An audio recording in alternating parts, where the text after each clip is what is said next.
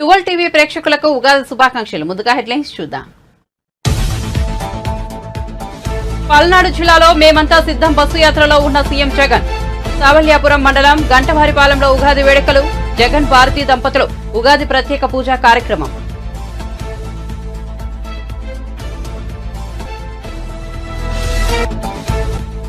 వాలంటీర్లను తొలగించబోమన్న చంద్రబాబు. వాలంటీర్ల గౌరవ వేతనాన్ని 10,000కు పెంచుతామని హామీ. జగన్ అవకాశవాద రాజకీయం చేస్తున్నారని మండిపాటు.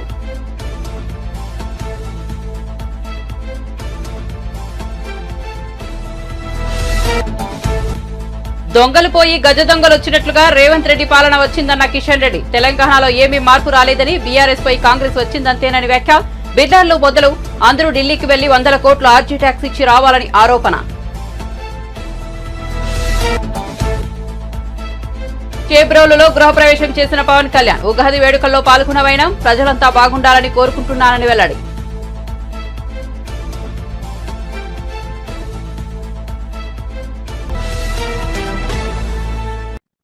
ఇక వార్త వివరాల్లోకి వెళ్తే, ఉగాది సందర్భంగా ముఖ్యమంత్రి వైఎస్ జగన్మోహన్ రెడ్డి దంపతులకు పండితులు వేద ఆశీర్వచనం పలికారు.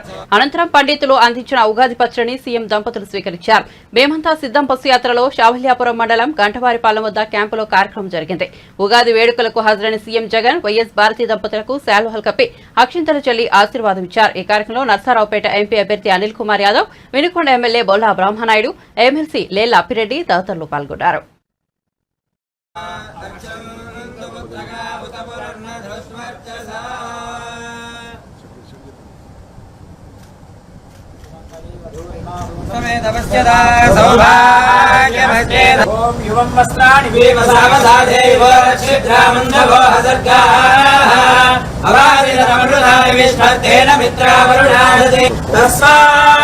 బ్రాహ్మణేభ్యో వేద విద్యో దివే దివే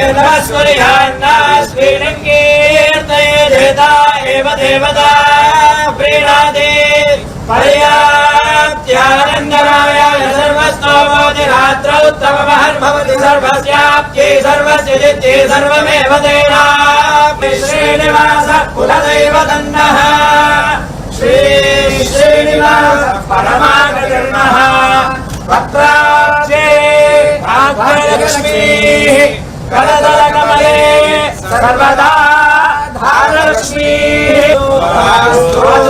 వంశాభివృద్ధిరస్తు భవంతః శ్రీమంతో మహాంతోన గృహంతు శ్రీమంతో మహాంతోన గృహంతు యజమానస్య పునః పునః అధికార యోగ్యతా సిద్ధిరస్తు భవంతః శ్రీమంతో మహాంతోన గృహంతు పునః పునః రాజ్యాధికార యోగ్యత సిద్ధిరస్తు భవంతః శ్రీమంతో మహాంతోన గృహంతు రెడ్డి నామదేశ్య రాజపీడ నివృత్తి ద్వారా మహారాజ అఖండ ఐశ్వర్య యోగ్యతా ఫలసిద్ధి ద్వారా మహారాజ యోగ్యతా ఫలసిద్ధిరస్తు. కీర్తి ఉచిత సిద్ధిరస్తు. అధికార ప్రాప్తి యోగ్యతా ఫలసిద్ధిరస్తు. రాజపీడ నివృత్తిరస్తు.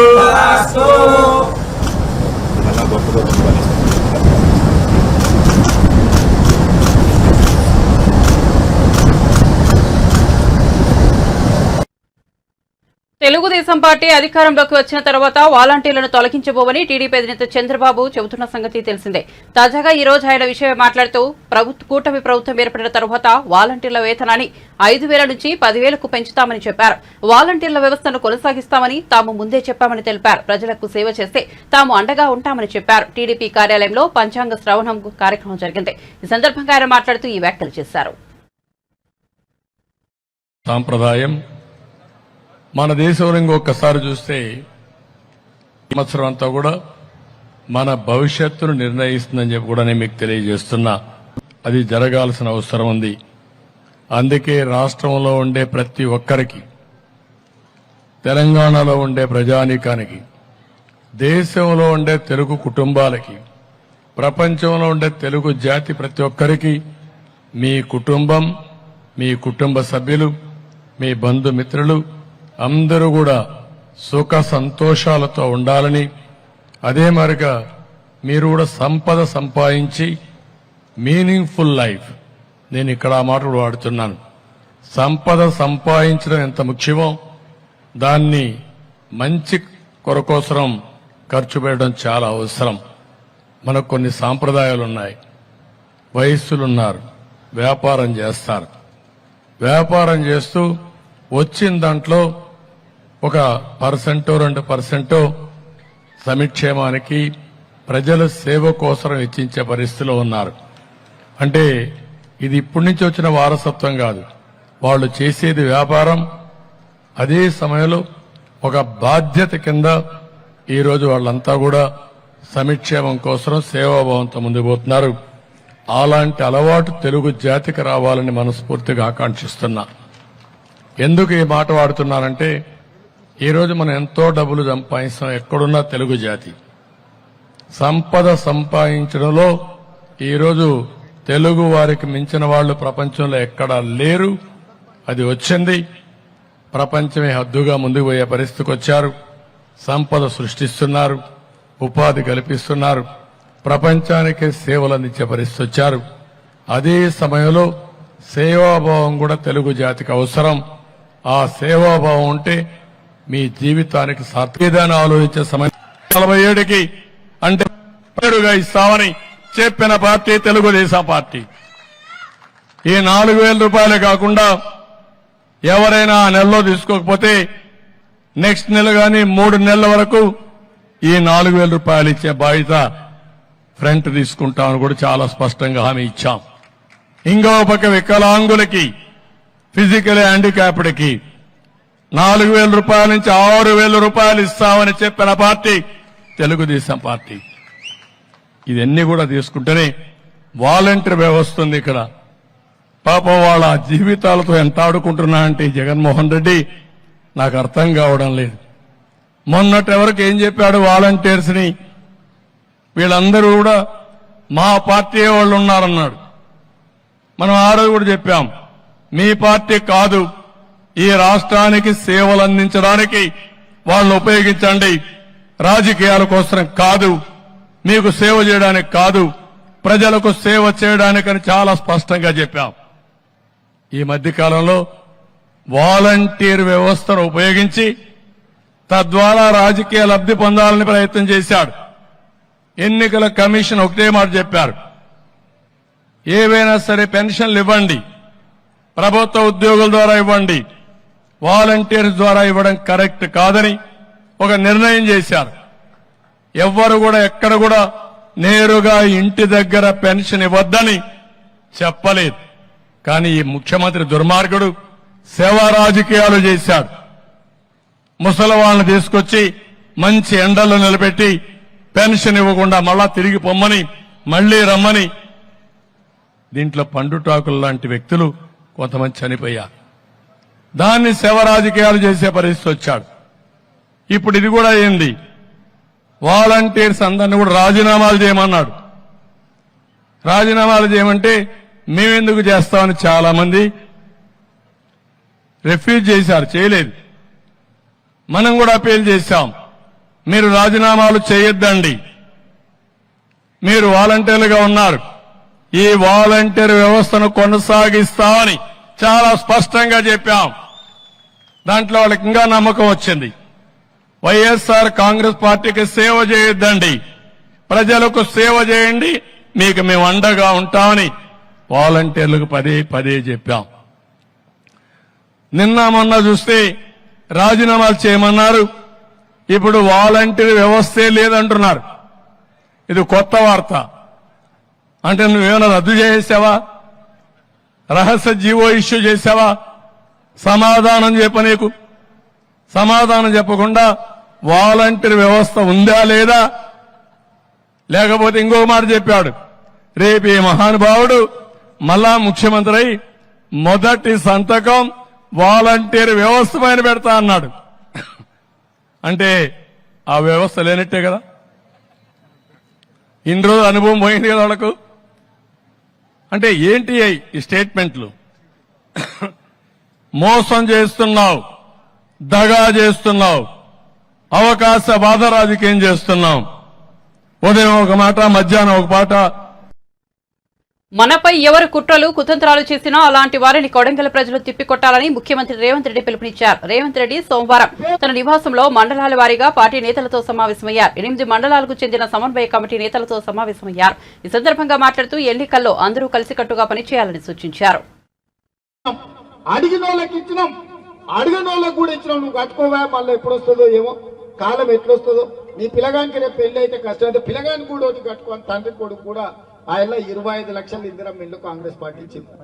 10 ఏళ్లు కేసీఆర్ అధికారంలో ఉన్నాడు. ఈ కొడంగల్ మొత్తంలో ఏ ఊర్లోనైనా డబుల్ బెడ్రూమ్ ఇల్లు వచ్చినాయా?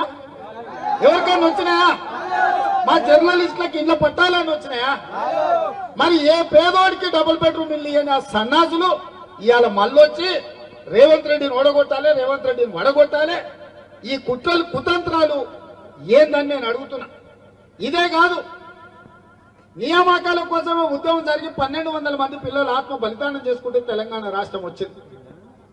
మీ అభిమానంతో గెలిచి కాంగ్రెస్ అధికారంలోకి వచ్చి నేను ముఖ్యమంత్రి అయిన 3 నెలల 30,000 ఉద్యోగాలు, ఎల్బీ స్టేడియంలో నిరుద్యోగ యువకులకు 30,000 ఉద్యోగాలు, నియామక పత్రాలు లెక్కబెట్టి తలలు లెక్కబెట్టి 30,000 మందికి ఉద్యోగాలు ఇచ్చిన.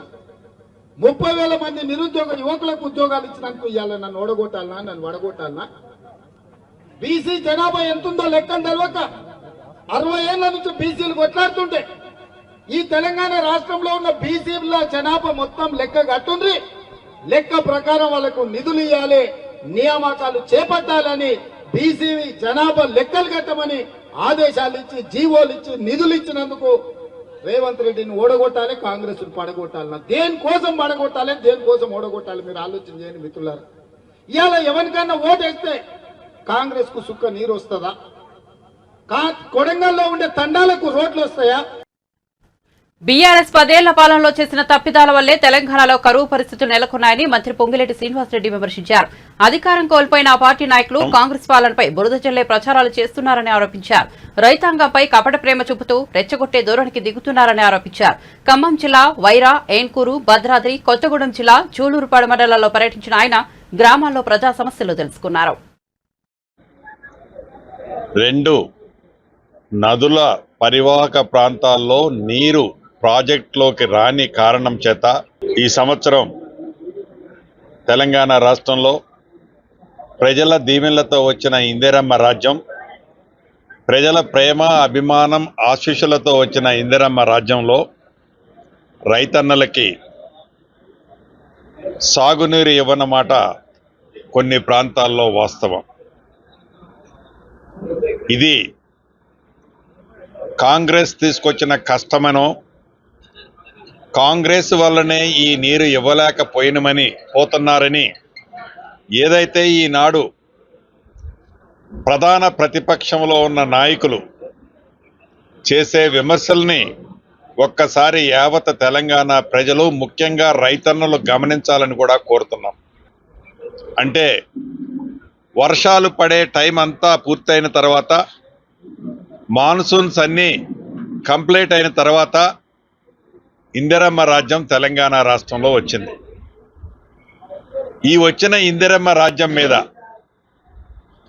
అధికారం లేదనో, ప్రజల కర్రు కాల్చి ఓత పెట్టారనో, అధికార దాహంతో గతంలో 10 సంవత్సరాలు ఎలగబెట్టిన ఆనాటి ప్రభుత్వంలో పనిచేసిన ముఖ్యులు ఏవైతే ఈనాడు అధికారం లేక గంగిర్లెత్తుతూ రైతుల మీద కపట ప్రేమను చూపిస్తూ రైతుల కోసమే మా పార్టీ ఉన్నది అనే విధంగా ఏదైతే ఈనాడు రైతులను కలిసే కార్యక్రమాన్ని గతంలో పరిపాలించిన ముఖ్యులు, రైతుల కోసమే మేము బ్రతికామని చెప్తున్న ముఖ్యులు, కాళేశ్వరం మహా ప్రాజెక్టును కట్టాం, అద్భుతంగా కట్టామని చెప్పిన ఆ ముఖ్యులు కాళేశ్వరానికి కూతంత దూరంలో పోయి రైతన్నలని రెచ్చగొట్టే విధంగా మాట్లాడారే తప్ప, మోడల్గా కట్టామనే కాళేశ్వరాన్ని, కుంగిపోయి కొట్టుకుపోవటానికి సిద్ధంగా ఉన్న కాళేశ్వరాన్ని మట్టుకు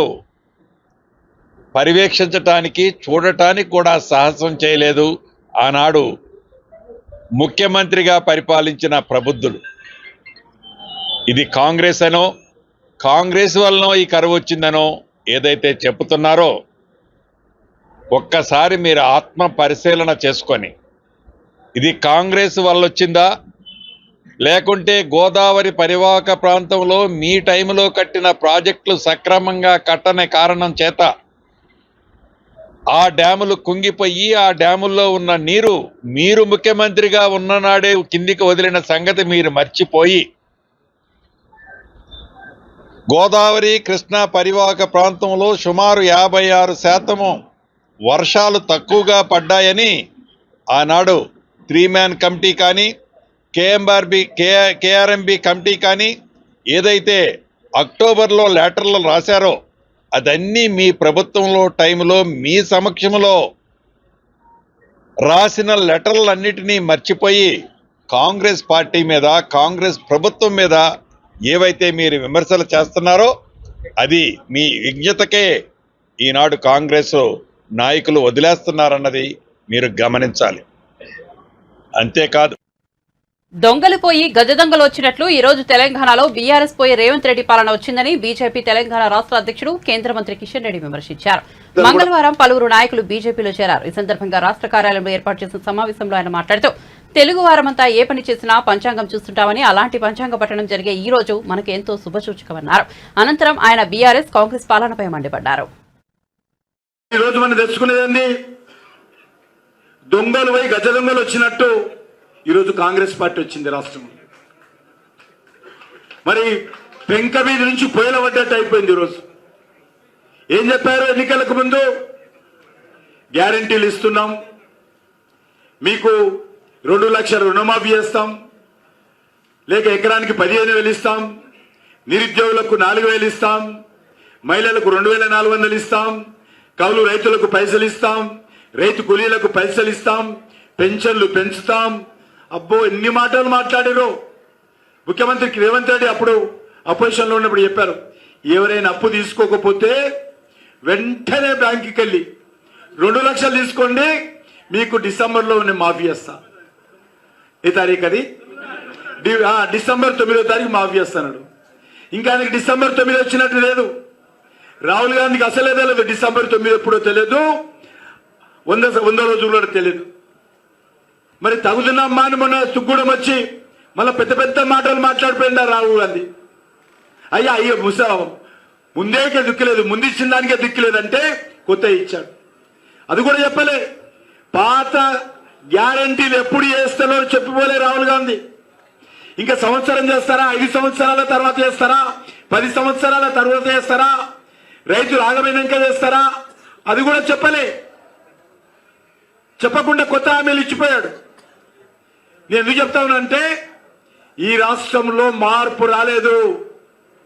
ఈ రాష్ట్రంలో మార్పు వచ్చింది 2 పార్టీల మధ్యనే తప్ప పరిపాలనలో మార్పు రాలే. దోపిడీలో మార్పు రాలే. దోపిడీలో మార్పు రాలే. ప్రజల వెన్నుపోటు పొడవడంలో మార్పు రాలే. పాలనలో మార్పు రాలే. ఒక వ్యక్తి పోయాడు, ఇంకో వ్యక్తి వచ్చాడు. బీఆర్ఎస్ పోయాడు, ఇంకో వ్యక్తి వచ్చాడు. ఎందుకంటే వీళ్ళ 2 పార్టీలు ఒకటే తెలంగాణలో. 2 పార్టీలు కూడా దొందే. గతంలో ఇదే టీఆర్ఎస్ పార్టీ ఇప్పుడు బీఆర్ఎస్ అయింది. కాంగ్రెస్ తో పొత్తు పెట్టుకున్నారు, ఎన్నికల్లో గెలిచారు. ఢిల్లీలో కేసీఆర్, మన్మోహన్ సింగ్ కాంగ్రెస్ ప్రభుత్వంలో మంత్రివర్గంగా పనిచేశాడు. ఇక్కడ కాంగ్రెస్ పార్టీ ప్రభుత్వంలో కేసీఆర్ అల్లుడు హరీష్ రావు పనిచేశాడు. జనసేన అధినేత పవన్ కళ్యాణ్ ఉగాది వేడుకల్లో పాల్గొన్నారు. కాకినాడ జిల్లా పిఠాపురం నియోజకవర్గం చేబ్రోల్లో నిర్వహించిన ఉత్సవాలకు సోదరుడు నాగబాబు, టీడీపీ నేత మాజీ ఎమ్మెల్యే వర్మ జనసేన నేతలతో కలిసి హాజరయ్యారు. పవన్ కు వేద పండితులు ఆశీర్వచనం అందించారు. అనంతరం పవన్ కళ్యాణ్ మాట్లాడుతూ ప్రజలంతా బాగుండాలని మనస్ఫూర్తిగా కోరుకుంటున్నట్లు చెప్పారు. పిఠాపురం నుంచే విజయకేతనం ఎగరబోతున్నామని, క్రోధినామ సంవత్సరంలో కూటమి ప్రభుత్వాన్ని స్థాపిస్తున్నామన్నారు.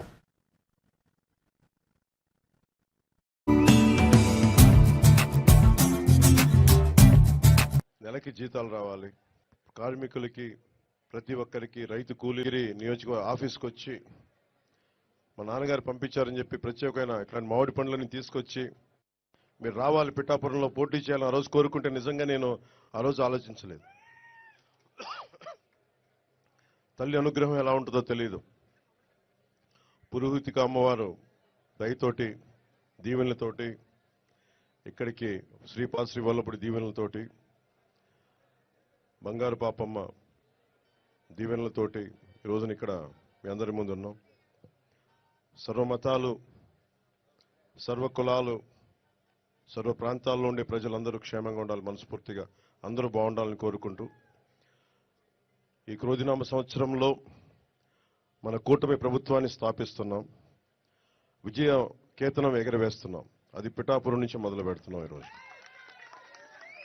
సో మనస్ఫూర్తిగా మీ అందరికీ ఇక్కడికి వచ్చిన అందరికీ కూడా, మా జనసేన నాయకులకి, తెలుగుదేశం నాయకులకి, భారతీయ జనతా పార్టీ నాయకులకి, ముఖ్యంగా మద్దతుదారులందరికీ ప్రత్యేకించి పేరు పేరున అందరికీ మరోమారు శుభాకాంక్షలు తెలియజేసుకుంటూ సెలవు తీసుకున్నాను.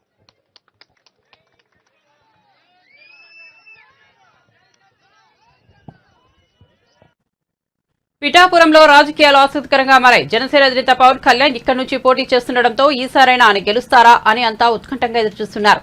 ఈ క్రమంలో Bigg Boss fame transgender Tamanna Simhadri కూడా పిఠాపురం నుంచి పవన్ కళ్యాణ్ పై పోటీ చేసేందుకు సిద్ధమైంది.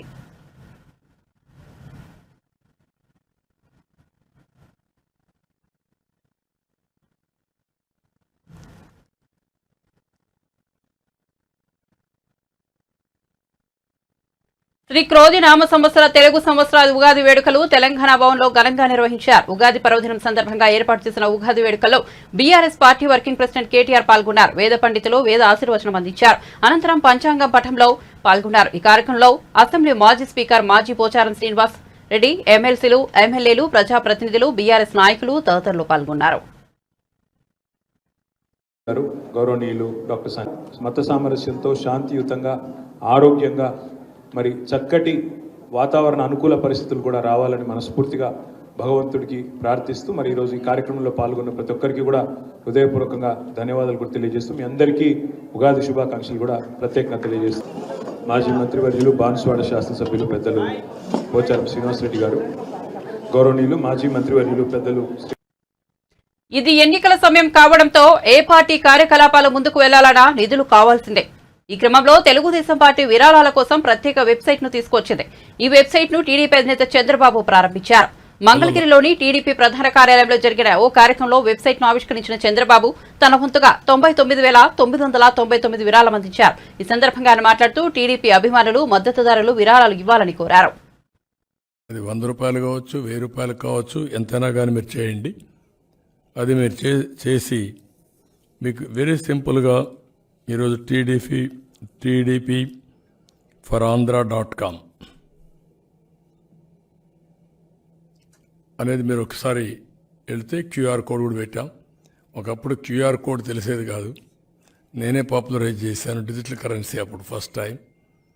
అక్కడి నుంచి స్టార్ట్ చేస్తే ఇప్పుడు క్యూఆర్ కోడ్ అనేది మామూలుగా ఎవ్రీవేర్, టీ స్టాల్ దగ్గర నుంచి, కిరాణా కొట్టు దగ్గర నుంచి, తోపుడు బండ్ల దగ్గర నుంచి ఒక మామూలు అయిపోయే పరిస్థితి వచ్చింది. అందుకని దీన్ని గూగుల్లో మీరు కానీ సెర్చ్కి వెళ్తే టీడీపీ ఫర్ ఆంధ్ర.com ఆటోమేటిక్గా వస్తుంది. అక్కడి నుంచి మీరు చేయాల్సిన పని ఇందులో నుంచి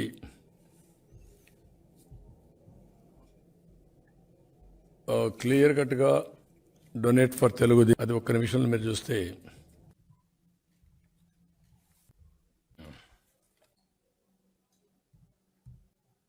ఒక స్పాన్సర్ ఇంకొక స్పాన్సర్ని, ఒక వ్యక్తి ఇంకొక వ్యక్తిని మీరు చెప్పండి.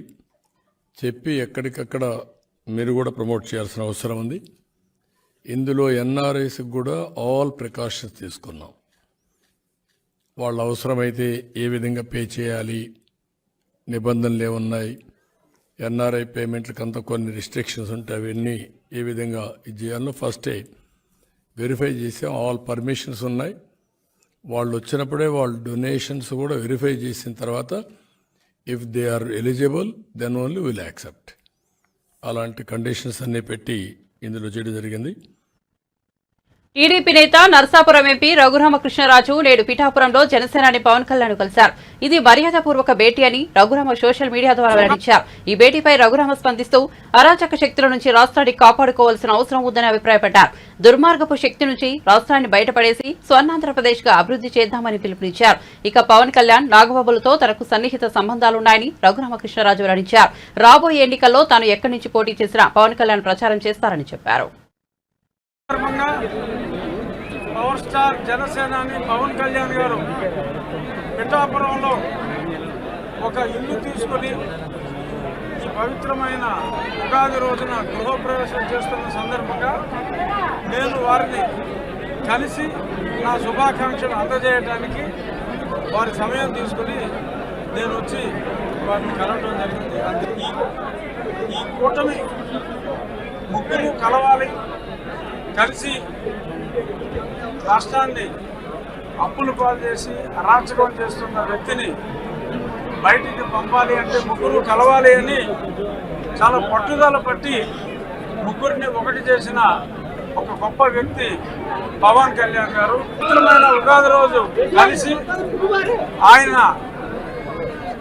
జనసేన సహకారంతో రాబోయే రోజుల్లో మనకున్న ఈ రాష్ట్రానికి పట్టిన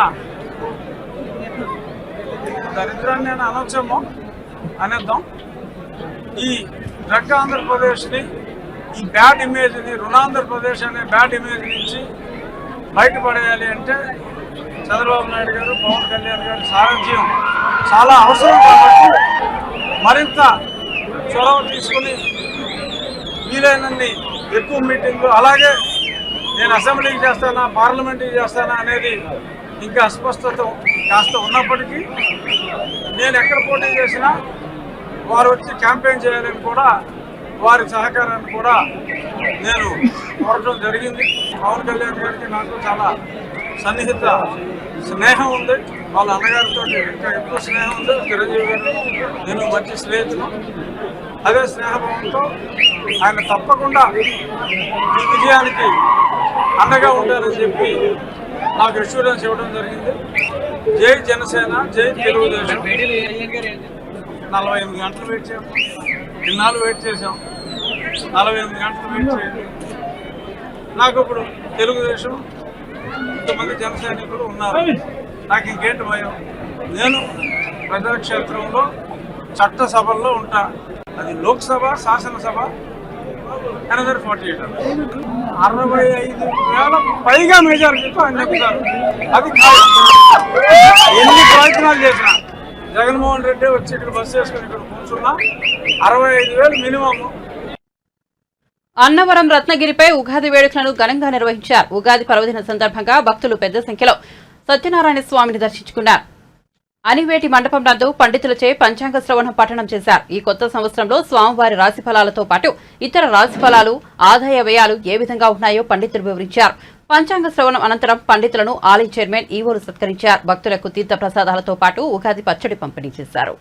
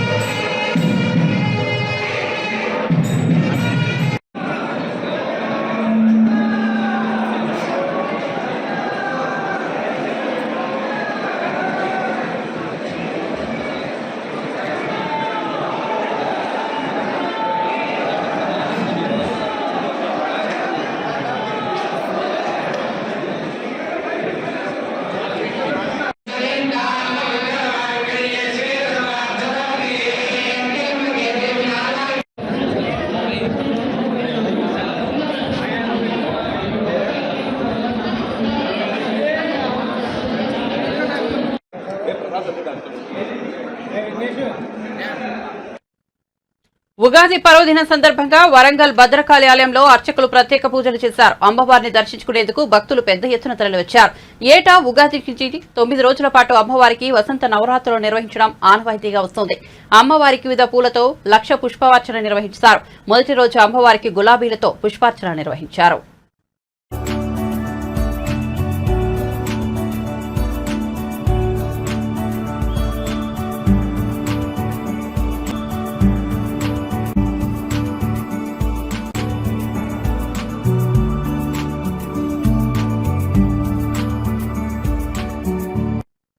బులెటిన్ ముగించే ముందు హెడ్లైన్స్ మరోసారి చూద్దాం.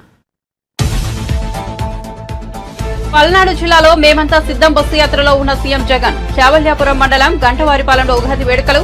జగన్ భారతి దంపతులు ఉగాది ప్రత్యేక పూజా కార్యక్రమం.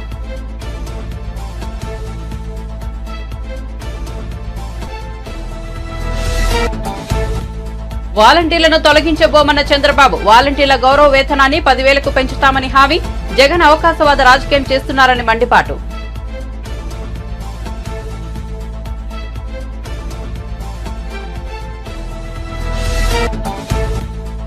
దొంగలు పోయి గజ దొంగలు వచ్చినట్లుగా రేవంత్ రెడ్డి పాలన వచ్చిందన్న కిషన్ రెడ్డి. తెలంగాణలో ఏమీ మార్పు రాలేదని, బీఆర్ఎస్ పోయి కాంగ్రెస్ వచ్చిందంతేనని వ్యాఖ్య. బిల్డర్లు మొదలు అందరూ ఢిల్లీకి వెళ్లి 100 కోట్ల ఆర్జీ ట్యాక్స్ ఇచ్చి రావాలని ఆరోపణ.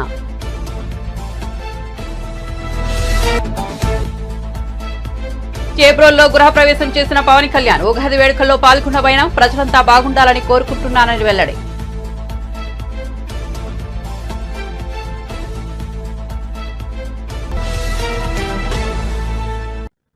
ఇవి బులెటిన్ విశేషాలు. చూస్తూనే ఉండండి 12 టీవీ.